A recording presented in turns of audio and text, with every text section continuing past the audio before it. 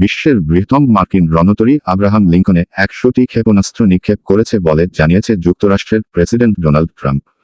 খবর daily মেইলের। White হাউসে বক্তব্য দিতে গিয়ে ডোনাল্ড ট্রাম্প দাবি করেন, তারা আমাদের একটি বিমানবাহী রণতরীর দিকে 100টি ক্ষেপণাস্ত্র ছুড়েছে। 101টি ক্ষেপণাস্ত্রের প্রতিটি ভূপাতিত করা হয়েছে।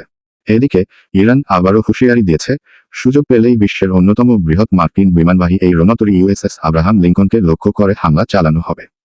প্রকাশিত ফুটেজ দেখা গেছে, ইরান উপকূল থেকে সমুদ্রগামী একাধিক ক্রুজ ক্ষেপণাস্ত্র নিক্ষেপ করছে, যেখানে রণতরীটি আরব সাগরে অপারেশন এপিক ফিউরি সমর্থনে মোতায়েন রয়েছে।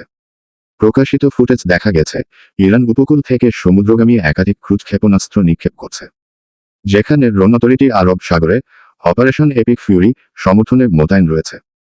এদিকে ইরান আরও জানিয়েছে, তারা কুয়েত, জর্ডান ও বাহরাইনে অবস্থিত মার্কিন সামরিক ঘাঁটিতেও ক্ষেপণাস্ত্র হামলা চালিয়েছে।